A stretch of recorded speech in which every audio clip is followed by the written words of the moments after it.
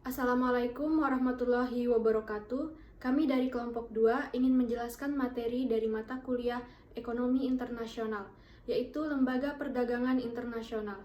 Sebelumnya, saya akan memperkenalkan kelompok kami terlebih dahulu. Yang pertama, saya sendiri Rini Arda Putri, selanjutnya Yuda Rizky Pratama, Ayu Sri Jayanti, Jeffrey Sulosarira, dan Dina Nur Apriani. Sebelum membahas lembaga perdagangan internasional, saya akan membahas apa itu perdagangan internasional. Perdagangan internasional dapat didefinisikan sebagai kegiatan transaksi dagang antara satu negara dengan negara lain, baik mengenai barang ataupun jasa, dan dilakukan melewati batas daerah suatu negara. Tujuan perdagangan internasional adalah untuk meningkatkan gross domestic product atau total nilai produksi barang dan jasa di dalam suatu negara selama 1 tahun. Dampak yang ditimbulkan dari perdagangan internasional dapat dirasakan dari segi kepentingan sosial, politik, dan ekonomi untuk membantu mendorong kemajuan industrialisasi, transportasi, globalisasi, dan hadirnya perusahaan multinasional. Manfaat-manfaat perdagangan internasional. Yang pertama, menciptakan efisiensi dan spesialisasi. Kedua, memungkinkan konsumsi yang lebih luas bagi penduduk. Ketiga, mendorong semangat berprestasi dan bersaing. Keempat, sumber pemasukan kas negara. Sebab-sebab terjadinya perdagangan internasional dapat disebabkan adanya perbedaan masing-masing negara. Pertama, perbedaan jumlah penduduk dalam perbandingan luas tanah. Kedua, perbedaan tingkat kecerdasan dan peradaban bangsanya. Ketiga, perbedaan iklim dan keadaan alam. Dan perbedaan ilmu, pengetahuan, dan teknologi yang dikuasai. Keempat, perbedaan politik, sosial, dan budaya. Saya Ayu Sri Jayanti, saya akan menjelaskan materi mengenai organisasi perdagangan internasional.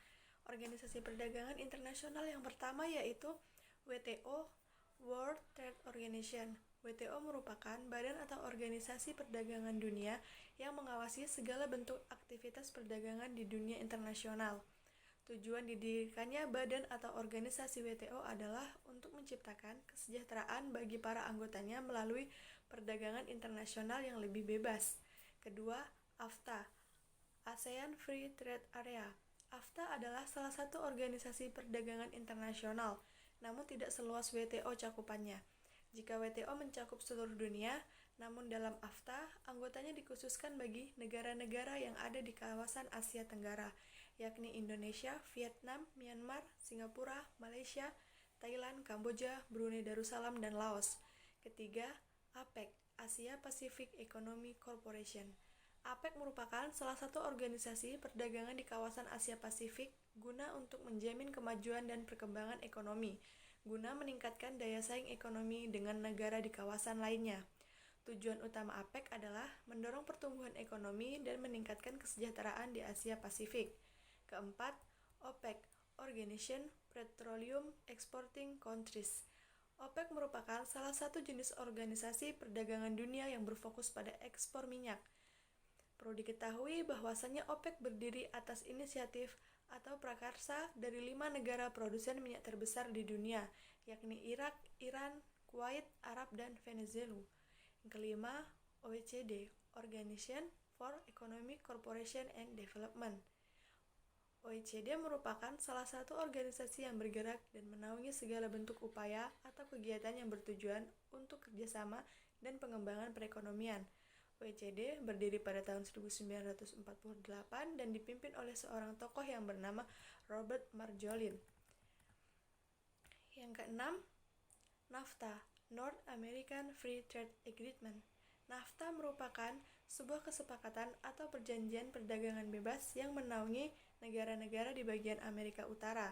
NAFTA biasa disebut sebagai sebuah organisasi yang terdiri dari negara-negara bagian Amerika Utara seperti Amerika Serikat, Kanada, dan Meksiko. Yang ketujuh, International Chamber of Commerce. ICC adalah organisasi tingkat internasional dalam bentuk badan internasional non-pemerintah yang secara khusus menyusun berbagai kebijakan dan kesepakatan internasional di bidang perdagangan internasional. Yang kedelapan ada International Development Association. IDA adalah organisasi keuangan internasional yang merupakan salah satu grup dari World Bank dan berafiliasi dengannya. Yang kesembilan ada International Anti-Counterfeiting Coalition.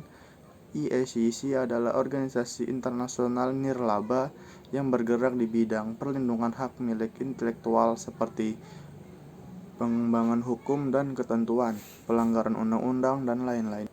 Yang ke-10 ada International Maritime Organization atau IMO adalah organisasi kelautan internasional yang didirikan pada tahun 1948.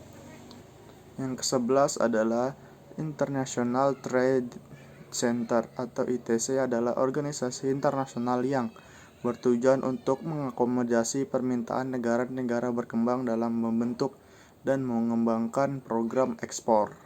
Yang ke-12 ada International Trade Organization.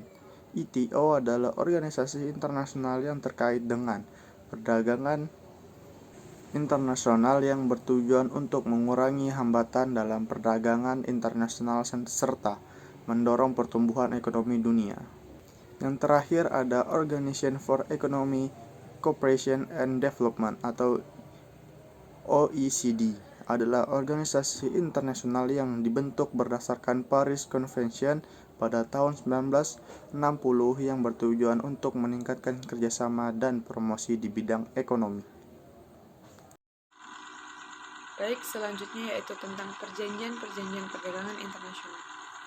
Perjanjian perdagangan internasional adalah perjanjian dalam bentuk nama tertentu yang diatur dalam hukum internasional yang dibuat secara tertulis, serta menimbulkan hak dan kewajiban di bidang hukum publik untuk meningkatkan akses pasar serta dalam rangka melindungi dan mengamankan kepentingan nasional.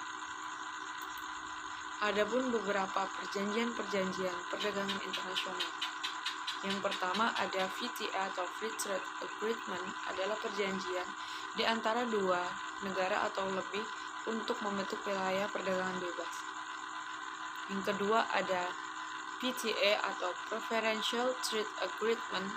Dalam cangkupan PTA terdapat pengurangan atau penghilangan beberapa pos tarif produk yang menjadi suatu kepentingan negara yang terlibat. Dalam perjanjian ini, ROO diberlakukan untuk memastikan status asal-usul produk yang diekspor ke negara mitra. Yang ketiga ada TIGA atau Trade in Goods Agreement.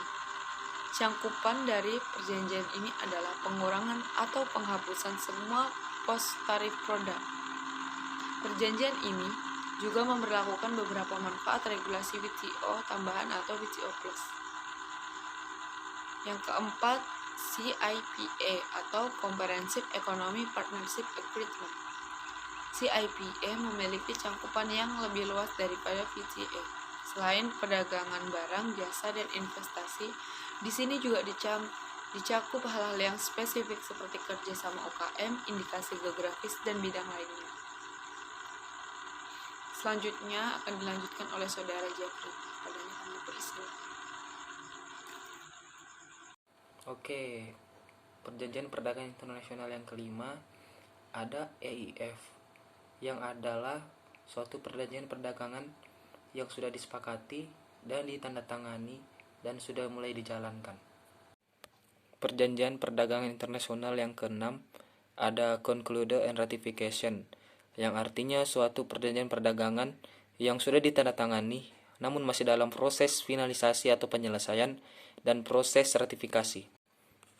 Perjanjian perdagangan internasional yang ketujuh ada ongoing, yang artinya perjanjian perdagangan yang masih dalam tahap negosiasi atau perundingan antara pihak yang terkait untuk mencapai kesepakatan atau revisi. Perjanjian perdagangan internasional yang ke-8 ada future, yang artinya perjanjian perdagangan yang direncanakan untuk dibahas dan dinegosiasikan untuk kedepannya.